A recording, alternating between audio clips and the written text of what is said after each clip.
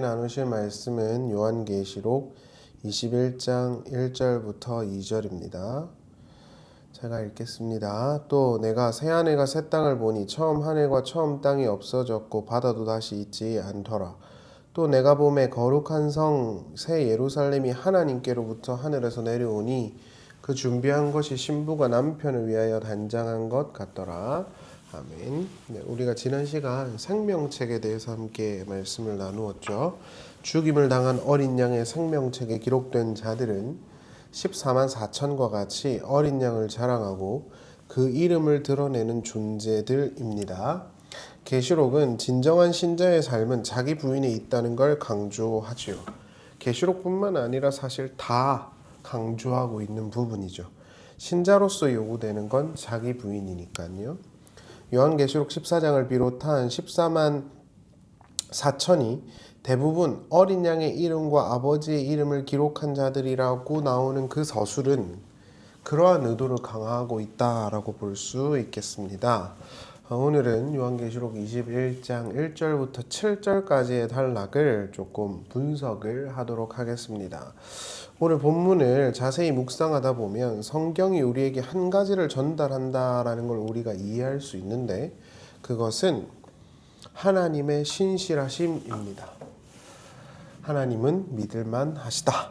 이런 것이죠. 그래서 호테우스 에스틴 피스토스 라는 주제가 역시 강화되고 있어요. 이는 오늘 본문에서 등장하는 새로운 세상의 모습이 선지자들을 통해서 예언하셨던 약속의 말씀과 똑같기 때문입니다. 물론 요한계시록을 해석함에 있어서 핵심은 묵시문학이라는 건 누구나 다 알고 있는, 요즘에 공부를 한다 하는 모든 강해자들이 다 알고 있는 내용이죠.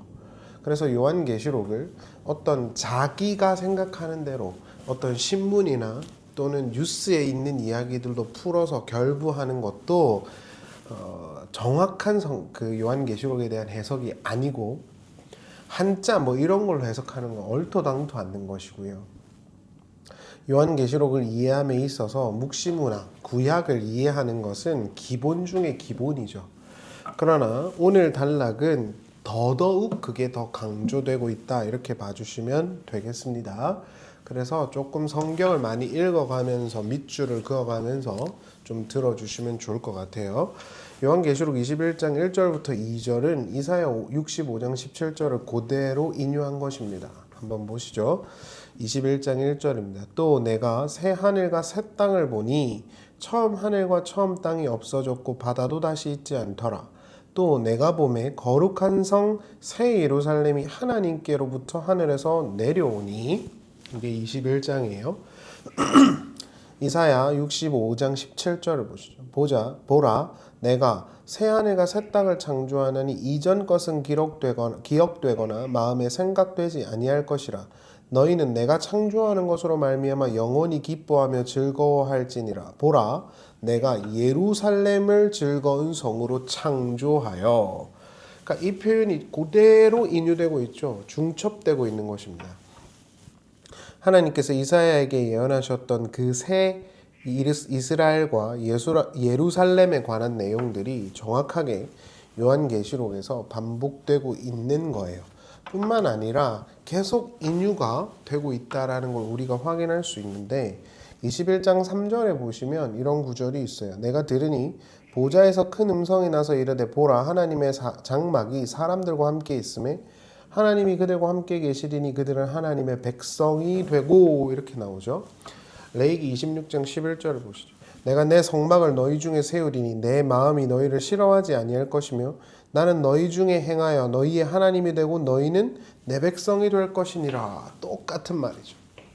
계시록에서 하나님의 장막이 사람 가운데 있다라고 말했는데 그리고 그로 인해서 하나님이 그들의 하나님이 되시고 그 백성들은 하나님의 백성이 될 거라는 표현이 등장을 하고 있는데 이게 레위기 26장에 나오는 말을 그대로 인유하고 있는 것이죠. 그러니까 구약에서 선언된 내용이 계시록에서 완성되는 구조인 것입니다. 물론 요한계시록 21장뿐만 아니라 사실 요한계시록 전체가 다 그래요. 그렇게 읽으셔야 됩니다. 많은 사람들이 자의적이고 우리의 구미를 당기는 해석들을 내놓겠지만 그건 다 이상한 거란 말이에요. 기이한 거고 그런 식으로 성경을 읽으면 안 된단 말이에요. 성경, 요한계시록 같은 묵시문학은 반드시 독자들이 이미 알고 있는 어떤 상징들을 사용하는 것이기 때문에 그 상징 체계들이 뭔지를 생각을 해야 돼요. 그리고 그 상징 체계는 당연히 그들에게 그 당시에 유일한 성경이었던 구약 성경에서 나오는 것이었을 것이란 말이죠. 그러니까 그런 것들을 항상 이해하시고 계시록을 읽어주셔야 돼요. 21장 6절을 보시죠. 또 내게 말씀하시되 이루었도다. 나는 알파와 오메가의 처음과 마지막이라. 내가 생명수 샘물을 목마른 자들에게 값없이 주리니. 이렇게 나오는데 이거를 이사야 49장 10절에 가면 그대로 나옵니다. 그들이 줄이거나 목마르지 아니할 것이며 더위와 볕에 그들을 상하지 아니하리니 이는 그들을 긍휼히 여기는 이가 그들을 이끌되 샘물 근원으로 인도할 것임이라. 그러니까 똑같이 나오죠. 그리고 심지어 볕에 더위에 상하지 않는다라는 표현까지 정확하게 일치해요. 계시록에서. 요한계시록 21장 1절부터 7절은 하나님의 새로운 창조에 대한 이야기인데 이 표현은 구약 성경에 있는 표현을 그대로 인용하는 거예요. 사실 이런 식의 구도는 계속해서 말씀드리지만 요한계시록에서 등장했던 방식이에요. 그러나 특별히 이 단락은 최종적인 이 하나님 나라의 새 창조를 설명하는 이 단락은 종말의 심상을 구약 성경의 예언에 있는 걸 그대로 갖다 씀으로써 하나님 아버지의 신실하심을 입증하기 위해서 위치하고 있다라는 걸 우리가 쉽게 인지할 수가 있어요. 요약하면 하나님이 말씀하셨던 그 선지자들을 통해서 말씀하셨던 그 내용들이 완벽하게 이루어졌다는 거예요. 어디를 통해서? 요한계시록에 나오는 그 이야기들을 통해서. 근데 그 요한계시록의 독자들은 누구죠? 예수 공동체란 말입니다. 그렇기 때문에 이러한 구도 속에서 자연스럽게 유대인들의 특별함이 사라지게 되는 거예요. 문자적 이스라엘의 특별함이 사라지게 되는 겁니다. 그리고 그것이 재해석되는 거죠. 물론 유대인들을 배제하거나 차별해서는 안 되죠. 그러나 유대인들만을 위한 또는 유대인들의 특별함을 가르치는 성경 해석은 말이 안 된다는 거예요. 그래서 우리가 한 가지 정리해야 되는 건 하나님의 새 창조의 핵심은 새로운 이스라엘의 등장이고 새 예루살렘의 등장이니까 그들은 모두 예수 그리스도를 주님으로 고백하는 유대인들을 포함한 모든 사람들입니다. 이게 이해가 되셔야 됩니다. 그래서 많은 보수주의를 넘어 있는 어떤 이들은 유대인들이 이렇게 회복되는 걸 굉장히 유의미하게 말하죠. 그러나 지금 이스라엘 땅에 살고 있는 그 유대인들이 진짜 혈통적으로 아브라함의 후손일까요? 그렇지 않다는 건 통계학적으로 이미 다 나온 거죠. 그러니까 자꾸 끼워 맞추기식이 되는 거예요. 그런 식의 해석은 적합하지 않아요. 교부들이 했던 해석도 아니고요. 또한 덧붙여 보이는 유대교, 보이는 성전, 보이는 율법, 보이는 토라와 같은 것들이 사실 영적인 것으로 재해석되어야 한다는 점도 분명하죠. 구약 성경에서 이사야를 비롯한 많은 선지자들은 하나님은 신실하시기 때문에 새로운 이스라엘이 올 거라 그랬어요. 그리고 그건 하나님의 새 창조의 코어를 이루는 개념이에요. 하나님의 새로운 창조 그리고 새 이스라엘의 등장. 그런데 그 새 이스라엘을 유대인들은 문자적 이스라엘로 생각을 했겠죠. 그러나 요한계시록은 문자적 이스라엘이 아니라 영적인 이스라엘, 새 공동체를 함의하고 있음이 틀림없죠. 하나님의 새로운 창조는 과거의 것과 질적으로 다른 차원의 갱신활동의 결과물입니다. 21장 1절에서 쓰였던 그 새라는 그거에 상응하는 헬라어 단어 카이네는 질적으로 완벽히 다를 때 쓰는 거예요. 퀄리티가 다르다는 거예요. 예수께서 요한복음 13장 34절에서 내가 새 계명을 줄게 이때 그 이전의 것과는 아예 차원이 다른 퀄리티의 것을 주겠다 이런 뜻이잖아요. 그게 카이넨이란 단어예요. 그래서 새 창조가 왔다 이거는 완전히 이전의 것과는 결이 다르다는 거예요. 성경은 우리에게 타락한 인간으로 인해 생긴 죄의 세상을 하나님이 갱신하실 것이라고 천명을 했어요. 그래서 바다도 없고 묵시문학에서 바다는 뭐예요? 세상 왕들이 사는 곳이잖아요. 짐승 용들이 거기서 다 튀어나오죠. 아픔이나 애곡도 없는 세상, 이 아래의 세상과는 질적으로 다른 세상을 하나님이 만드실 것이라고 약속했어요. 그리고 그 중심을 관통하는 건 새 이스라엘, 새 예루살렘인 거죠. 그럼 새 이스라엘, 새 예루살렘은 누구냐? 당연히 이 편지를 받아들고 있는 교회 공동체, 더 나아가서 예수 그리스도를 믿음으로 고백하는, 주님으로 고백하는 모든 믿는 자들, 그것이 하나님께서 이 땅에 이루어 가실 그 새 창조의 코어가 되는 새 이스라엘인 거예요. 그렇기 때문에 우린 이 아래의 세상을 열심히 살면서도 하늘에 하나님이 주실 그 나라와 그 땅을 또한 갈망할 수밖에 없는, 어찌 보면 이중스러운 삶을 살 수밖에 없는 것이고, 또한 그럴 수밖에 없는 거예요. 왜냐하면 이상적인 걸 아니까 그렇죠. 예를 들어서 여러분, 공부를 하는 친구들이 이제 저희 학원에 많잖아요. 그러면은 자기들이 이렇게 공부하면 안 된다는 걸 알게 되는 순간이 와요. 누구죠? 자기 옆에 애가 그렇게 안 하거든요. 훨씬 더 열심히 하거든요. 그럼 나도 쟤만큼은 해야 되겠네라는 목표치가 생겨버리면은 자기가 하고 있는 거에 대한 괴리감을 느끼게 돼요. 그래서 어찌 보면 혼자보다는 무리지어서 공부할 때 시너지가 나는, 좋은 의미에서 그럴 땐 그렇게 나는 거예요. 근데 옆에 애들이 다 못해, 그러면 다 안 하게 되는 거죠. 기준이 낮아지니까. 새하늘과 새 땅이 있다라는 걸, 퀄리티가 다른 그 하나님의 나라가 있다라는 걸 알아버린 그 새 이스라엘은 이 땅을 살면서도 그게 갈망될 수밖에 없다. 그리고 그렇게 우리의 존재가 거기에 있다는 걸 알라고 계시록이 지금 우리에게 메시지를 던지고 있는 거예요. 그래서 오늘날 신자들에게 계시록이 통찰력을 주는 건 이런 거예요. 하나님께서 반드시 이루실 새하늘과 새 땅이 올 거다. 그리고 그 코어에 하나님이 준비하셨던 새 예루살렘이 있는데 그게 니네다, 이렇게 말해요. 그러니까 하나님만 예배하고 하나님을 따라가는 일을 열심히 해야 된다, 이런 독려를 하는 게 요한계시록. 요한계시록을 읽으면서 막 무섭다, 뭐 떨린다, 뭐 이게 주가 아니라 위로가 돼야 된다. 진짜 신자들은 그렇게 읽을 수밖에 없고 위로의 책으로 받아들일 거예요. 진리를 모르는 사람들은 뭐 이상한 헛소리들을 하겠지만요. 베드로후서 3장 13절에 보면 이런 말씀이 있어요. 우리는 그의 약속대로 의가 있는 곳인 새하늘과 새 땅을 바라보라. 똑같은 말이에요. 헬라어 그 원문으로 읽어보면 카이노스 데 우라노스 카이겐 카이넨 카타토 에판겔로만 아우트 프로소코멘 엔 오이스 디카요시네 카토이켄, 이렇게 되어 있어요. 근데 이걸 헬라 원문 그대로 직역을 해보면 새 하늘 있잖아요. 그리고 이 한글 개역 성경은 우리를 먼저 내놨는데 헬라 성경 보면 새로움이 먼저 나와요. 카이넨, 이게 먼저 나온다고. 카이노 데 우라노스, 이렇게 되어 있어요. 새로운 그 하늘, 이런 뜻이에요. 새로운 하늘, 이게 먼저 나와요. 그러니까 모든 외국어는 먼저 나오는 게 우선하는 거거든요. 강세가 있기 때문에.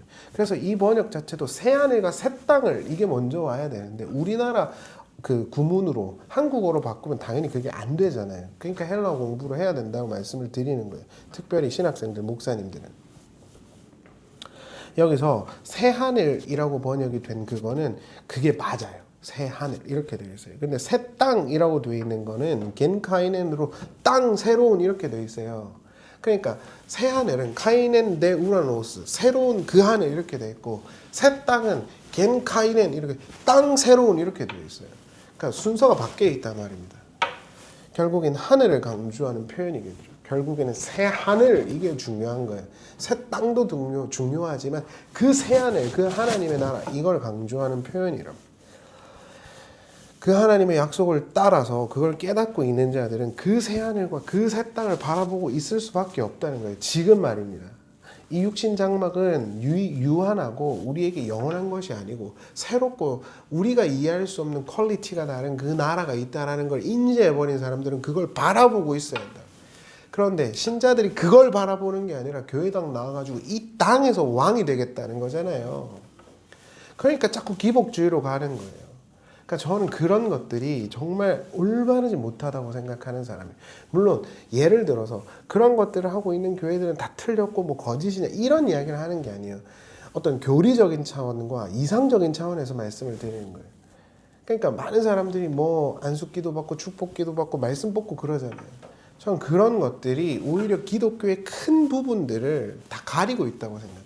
기독교는 이 땅에서 한 해 잘 사는 거, 그게 목표가 되면 안 돼요. 그리고 진리를 안다고 떠들고 다니면서 이 세상에서 심취해서 살면서 언젠가 그리로 넘어갈 거야. 그건 무슨 말도 안 되는 되먹지 못한 신학입니까? 그런 게 어디 있냐고요. 그러니까 너무 익스트림해요, 신학들이. 그러나 이 약속을 믿지 않는 사람들은 하나님 나라를 바라보지도 않겠죠? 그러니까 이르지 못하는 거예요. 21장 8절을 보세요. 그러나 두려워하는 자들과 믿지 아니하는 자들과 흉악한 자들과 살인자들과 음행하는 자들과 점술가들과 우상숭배자들과 거짓말하는 모든 자들은 불과 유황으로 타는 못에 던져지리니 이것이 둘째 사망이라. 이 표현에서 우리가 주목해야 되는 건 믿지 않는 자와 두려워하지 않는 자예요. 두려워하지 않는다 그게 나오잖아요. 근데 두려워하지 않으면 곧 믿음 없음이에요. 이건 이음 동의어거든요. 성경에서 보면은 히브리서 이런 데 보면은 그러니까 결국 하나님의 그 약속을 보면서 새로운 우리에게 주어질 그 땅과 그 하늘이 있는 사람들은 그걸 지금 보고 있어야 된다. 그런데 뭐 교회를 다니면서 이 땅의 것 여전히 구하고 있고 또 자기는 진리를 알고 있다면서 이 땅의 걸 여전히 바라고 있고 언젠가는 글로 넘어간다. 말도 안 되는 소리들 하는 거예요. 말도 안 되는 소리. 그게 어떻게 신자의 삶입니까? 있을 수 없는 일이에요. 이사야 35장 4절에 보면 주 여호와께서 두려워하지 말라. 내가 속히 임해서 너희의 원수를 갚아주겠다. 이런 말이 나요. 그러니까 결국 두려워한다 또는 믿는다, 믿지 않는다. 이게 같은 말이에요. 하나님의 그 약속을 갖고 있는 사람들은 이 땅의 사람들이 마치 이 땅의 것이 영원한 것처럼 떠들썩거리고 우리를 위압해도 그런 프레셔를 우스갯스럽게 넘어가는 거예요. 아, 그 하늘과 그 땅이 나한테 있는데 니네가 그걸 어떻게 알아? 나는 그거 보고 있어. 이렇게 돼야 되는 거예요. 오늘날 현실이요. 그게 진짜 신자 아니냐 말입니다. 오늘 열심히 살고 오늘 정말 주신 것에 감사하지만 결국 그 안에서 발견된 하나님 나라를 계속 동경하고 바라보면서 가야 한다는 것. 그것이 지금 이 요한계시록 21장에 우리에게 던져주고 있는 이야기입니다. 요약하면 하나님은 신실하십니다. 하나님은 하나님의 뜻을 반드시 이루실 겁니다. 예수가 살아있고 예수께서 지금도 우리를 통치하고 계시고 이 모든 사실까지 하나님께서 이 태초에 기초를 넣기 전부터 작정하신 일. 그리고 그 이야기대로 정확하게 다 이루어졌어요. 하나님께서 너 물 한 방울 안 튀기게 해줄게 이런 약속하신 적이 없습니다. 그러나 반드시 내 아들을 통해서 하나님 나라를 이루겠다 하신 약속은 굳건히 있죠. 그리고 그렇게 되어져 가고 있고 그걸 진리로 알게 된 사람들은 그 하늘과 그 땅을 바라보고 있어야 돼요. 오늘 내 삶 속에서 그걸 깨닫고 그걸 바라보고 있어야 된다고. 그렇게 지금 그걸 인지시키기 위해서 이 새하늘과 새 땅이라는 최종적인 장면을 보여주는 것입니다. 이제 제가 이번에 그 학원 옆에 스카라는데 거기 이제 겨울 프로그램을 하고 있거든요. 친구들이 엄청 많이 왔어요. 다 앉아가지고 공부를 해요. 근데 그 친구들은 그 끝을 모르잖아요. 그러니까 불안하죠. 그래서 저한테 불안해요. 문제를 풀고 있으면서 불안해요. 무서워요. 쌤 수능 잘 볼까? 이런 이야기를 한단 말이에요. 그 결과를 모르면 그래요. 근데 우리는 지금 이 땅에 있지만 우리 결과를 지금 보고 있는 거예요. 니네 반드시 그 땅과 그 하늘에 새 예루살렘으로 올 거라니까. 그러니까 두려워하지 말고 그걸 믿고 가라는 거예요. 그렇게 독려하는 책이 요한계시록이고 그 일을 위해서 새 하늘과 새 땅이라는 개념을 주신 겁니다. 여러분 이러한 것들을 생각하셔서 이제 새롭게 2016년이 시작되지만 우리의 새로운 시작은 주님께서 이 땅에 오시거나 우리가 이 육적인 생명이 끝나서 하나님에게로 가는 그 순간이겠죠. 그때까지 열심히 그 하나님의 새로움을 바라보고 갈망하면서 가는 겁니다. 그리고 그것이 우리의 최종적인 목적지라는 걸 잊지 마셔서 조금 더 하나님 나라를 갈망하고 사랑하는 자리에 우리가 있을 수 있기를, 당연히 저가 있을 수 있기를 바랍니다. 기도하겠습니다. 하나님 아버지, 사도 베드로가 말한 것처럼 하나님의 약속을 따르는 자들은 디카이오시네, 그 의가 있는 그 땅을 여전히 바라보고 있을 것입니다. 너무 분주하고 어렵고 즐겁고 또는 실망되는 소식들이 많이 있지만 그런 거에 일희일비하지 않고 우리에게 주어진 그 신자로서의 삶을 잘 살아갈 수 있도록 우리를 인도하여 주시옵소서. 거룩하신 예수님의 이름으로 기도하옵나이다. 아멘.